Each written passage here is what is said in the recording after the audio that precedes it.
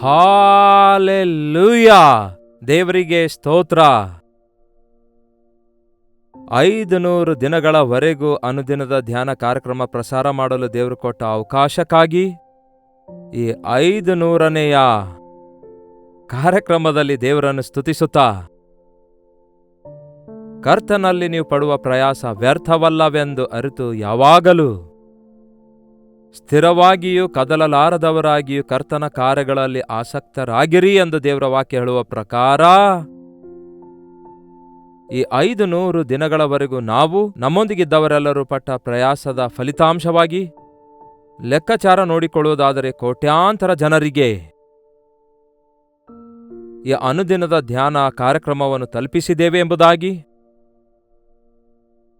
ಹೆಚ್ಚು ಕಡಿಮೆ 5 ಲಕ್ಷದಷ್ಟು ಜನರು ನಮಗೆ ಸ್ಪಂದಿಸಿ ತಿರುಗಿ ಅವರು ತಮ್ಮ ಪ್ರೈಸ್ ಅಂಡ್ ಪ್ರೇಯರ್ ರಿಪೋರ್ಟ್ಸ್ಗಳನ್ನು ತಿರುಗಿ ಕಳಿಸಿದ್ದಾರೆ.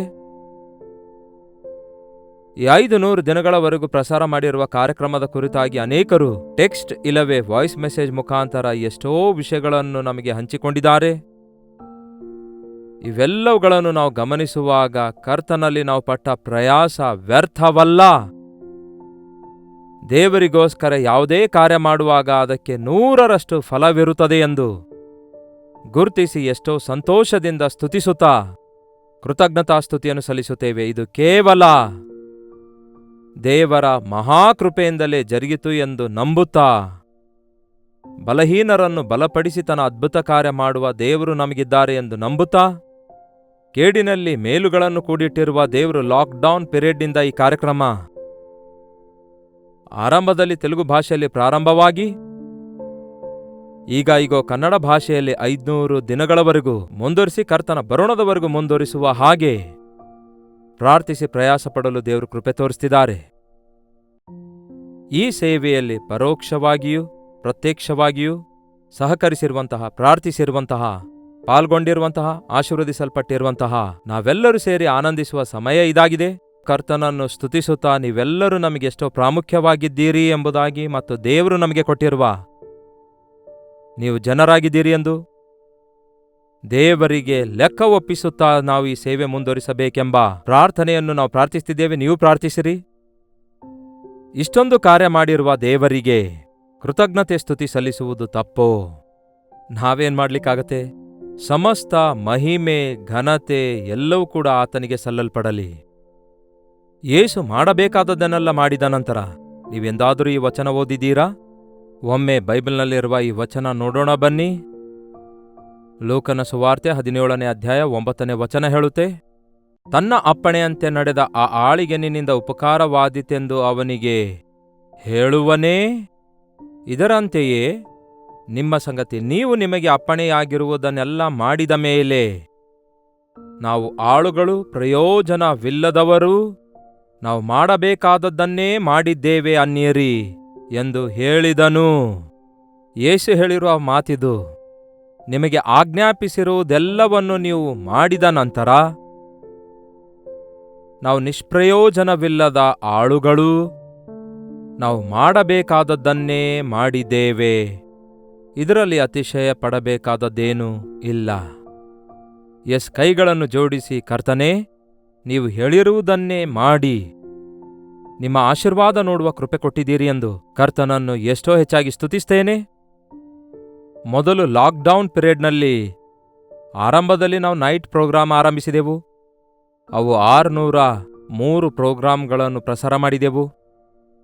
ಆಮೇಲೆ 100 ದಿನಗಳ ನಂತರ ದೇವರು ಕೊಟ್ಟ ಪ್ರೇರೇಪಣೆಯ ಮೇರೆಗೆ ಉದಯದಲ್ಲಿಯೇ ಅನುದಿನದ ಧ್ಯಾನ ಎಂಬ ವಾಕ್ಯದೊಂದಿಗೆ ನನ್ನ ಜನರನ್ನು ಬಲಪಡಿಸು, ವಾಕ್ಯ ಧ್ಯಾನದಿಂದ ಸ್ಥಿರಪಡಿಸು ಎಂದು ದೇವರು ಕೊಟ್ಟ ಪ್ರೇರೇಪಣೆಯ ಮೇರೆಗೆ ಪ್ರತಿದಿನ ಉದಯಕಾಲ 7 ಗಂಟೆಗೆ ಈ ಅನುದಿನದ ಧ್ಯಾನ 500 ದಿನಗಳ ಹಿಂದೆ ಪ್ರಾರಂಭಿಸುವುದಕ್ಕಾಗಿ ಒಂದು ದಿನವೂ ಕೂಡ ನಿಲ್ಲಿಸಲಾರದಂತೆ ಎಷ್ಟೋ ಅಭ್ಯಂತರಗಳು, ಆಟಂಕಗಳು, ಹೋರಾಟಗಳು ಉಂಟಾದರೂ ದೇವರ ಮಹಾಕೃಪೆಯಿಂದ 500 ಪ್ರೋಗ್ರಾಂಗಳನ್ನು ಫಿನಿಶ್ ಮಾಡುವಂತಹ ಈ ದಿನ ದೇವರು ಕೊಟ್ಟಿರುವ ಈ ಕೃಪೆಗಾಗಿ ದೇವರನ್ನು ಸ್ತುತಿಸುತ್ತಾ ಅನೇಕರು ಕಳಿಸಿರುವ ಸಂದೇಶಗಳನ್ನು, ಸಾಕ್ಷಿಗಳನ್ನು, ಪ್ರೈಸ್ ರಿಪೋರ್ಟ್ಸ್ಗಳನ್ನು ಅವರ ಅನುಭವಗಳನ್ನು ಕೇಳ್ತಿರುವಾಗ ನೋಡ್ತಿರುವಾಗ ಎಷ್ಟೋ ದೇವರನ್ನು ಸ್ತುತಿಸುತ್ತೇನೆ.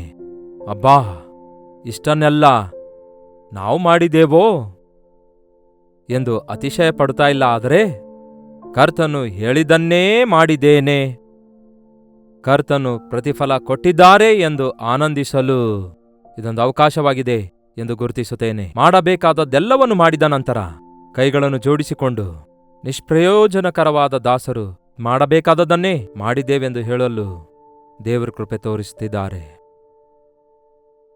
ಹಿಡಿಯಷ್ಟು ಬೀಜ ಹಿಡಿದುಕೊಂಡು ಕಣ್ಣೀರಿನಿಂದ ಬಿತ್ತುವವನು ಸಂತೋಷದಿಂದ ಪೈರುಗಳನ್ನು ಕೊಯ್ಯುವನು ಎಂಬ ಮಾತಿನ ಪ್ರಕಾರ ಈ ಸೋಷಿಯಲ್ ಮೀಡಿಯಾದ ಮೂಲಕ ಸಾರಲ್ಪಡುವ ಸಂದೇಶಗಳ ಮೂಲಕ ದೊಡ್ಡ ಆತ್ಮಗಳ ಪೈರನ್ನು ಅನೇಕರು ಆಧ್ಯಾತ್ಮಿಕವಾಗಿ ರಕ್ಷಿಸಲ್ಪಡಲು, ಅನೇಕರು ಆಧ್ಯಾತ್ಮಿಕವಾಗಿ ಬಲಪಡಲು, ವಾಕ್ಯದಲ್ಲಿ, ಪ್ರಾರ್ಥನೆಯಲ್ಲಿ, ನಂಬಿಕೆಯಲ್ಲಿ ಬೆಳೆಯಲು ದೇವರೇ ತನ್ನ ಪರಿಶುದ್ಧಾತ್ಮನ ಕಾರ್ಯಗಳನ್ನು ನಡೆಸಿದ್ದಾರೆ. ಸಮಸ್ತ ಮಹಿಮೆ ಘನತೆ ದೇವರಿಗೆ ಉಂಟಾಗಲಿ.